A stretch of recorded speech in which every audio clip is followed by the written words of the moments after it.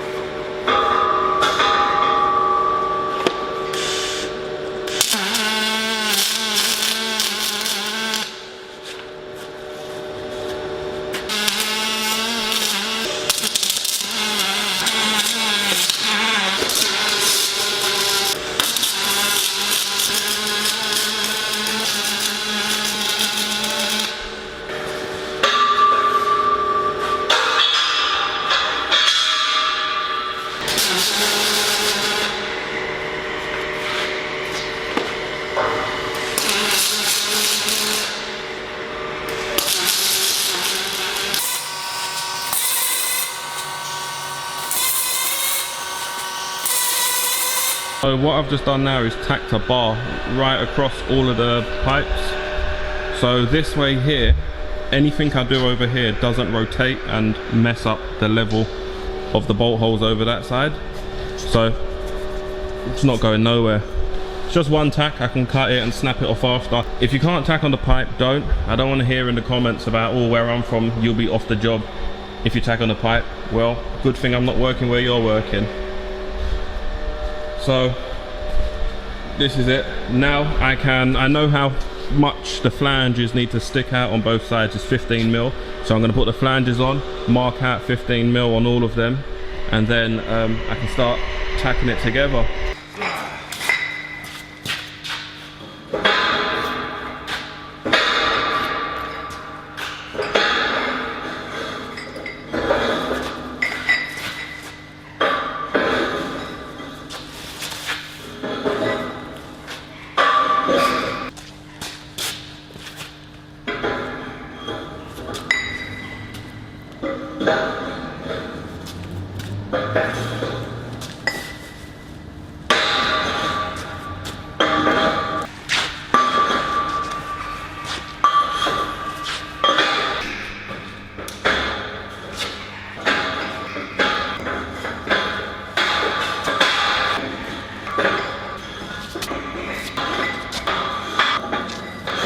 So what I'm doing now, I'm using my steel rule to pull the flange out 15 mil. And then I use my chalk to mark at the back so I can move on. And I know later on that there's the mark that I have to work off of.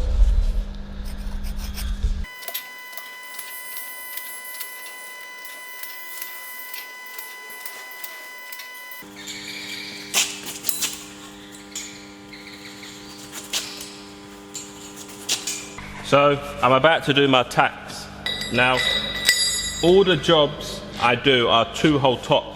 So that means no matter which way you flip the pipe, whether there's bends on it or anything, as long as it's got 2 holes at the top, it joins onto other pipes, because that's just like the rule of thumb across the whole board. 2 holes top, everything becomes 90-degree flippable to each other. So bolt holes in. I'm going to make it touch the line on the left. I find that easier than making it be in the middle. I'm going to angle the pipe back because it opens up a gap at the top, and then I can put a tack at the top, pull it forwards, and then that equalizes the flange around the pipe.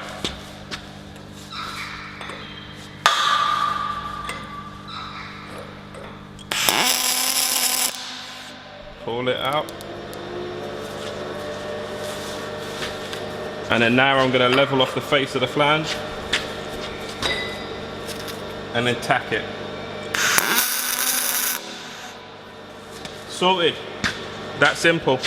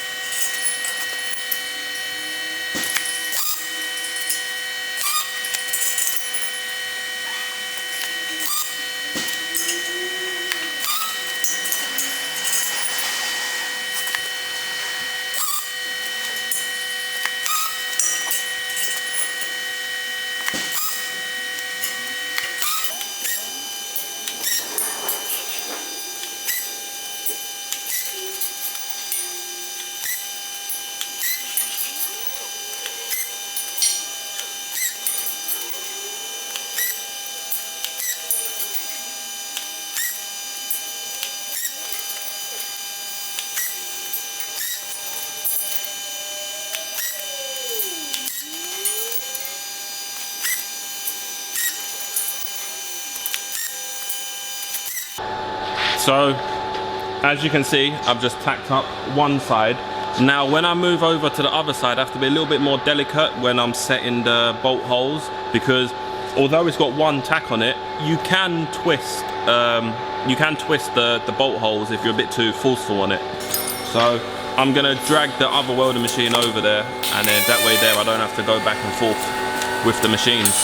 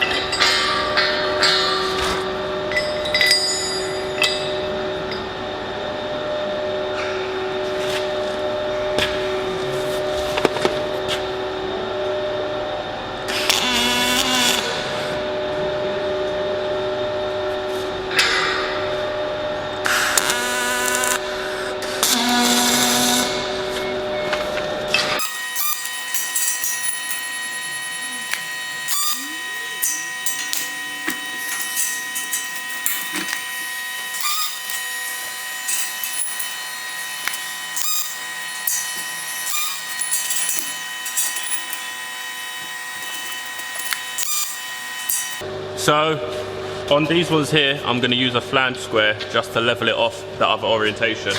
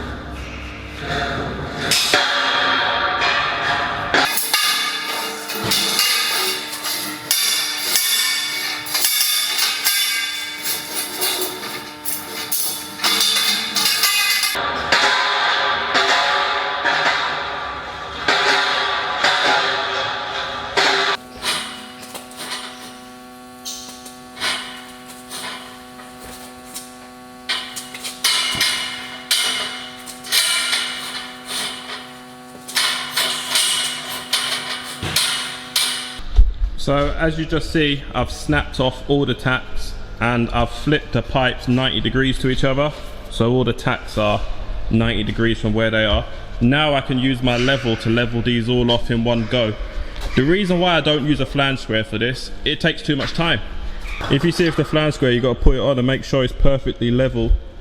And then when you see this movement, you've got to compensate, and sometimes it's one measurement one side and then another the other side. So it's a whole bunch of extra work. I use it on a situation like this, but if I can just flip these 90 degrees to each other and then just level it across all the way along, it saves a lot more time. And then I'm going to use this bar across to keep it earthed. You don't really get any arc burns, but be conscious of it. That's why I've not earthed it through here.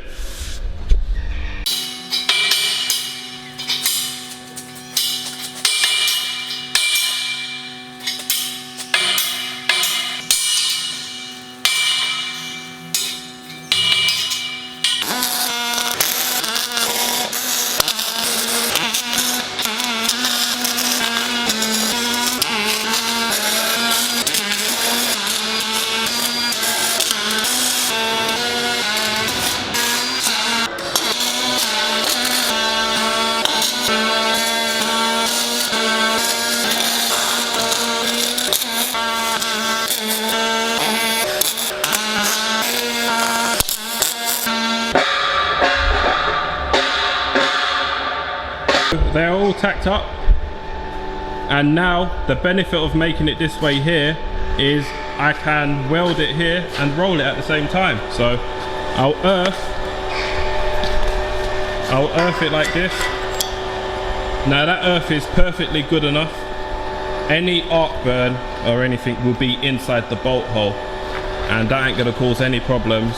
So yeah, the gas that I'm using, here's the gas that I'm going to be using, and I'm using 1mm wire,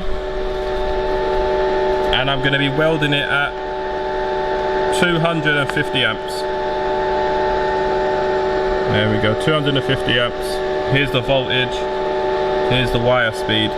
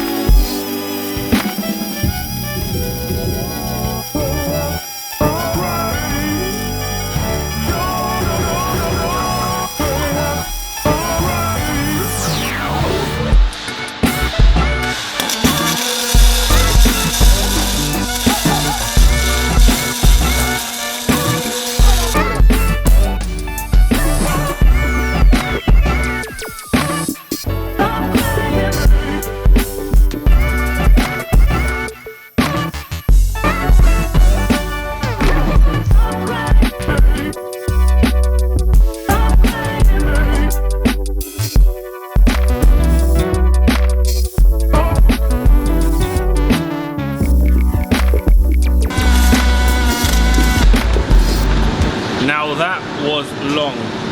I don't even know what time it is, let me check. Guys, I quickly caught this while editing. So I said that the pipe took me around 2 hours to do. I was completely wrong. The pipe overall took around 5 hours to do for everything, but it took 2 hours of continuous welding in order to get the pipe finished. I love the Fronius. This is why I like this machine. 250 amps almost continuously, didn't trip out once. Still cool to the touch after with the water cooled head, but it's a lot of straights here. I don't know how much welding I was doing, but it was a lot.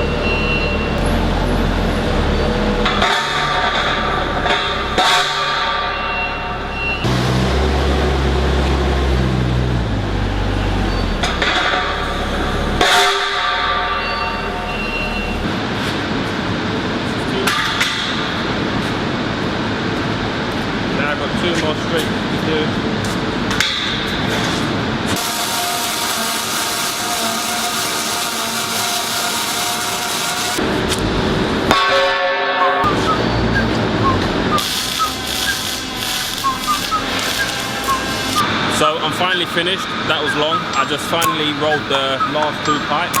So I'm gonna wrap this video up now. Thanks for watching, and I'll see you lot in the next one. Ride with me if you ride with me, you can slide with me if you feel like 550 on the 5 sticky, come get high with me, that's a deal, right? Ride with me if you ride with me, you can slide with me if you feel like 550 on the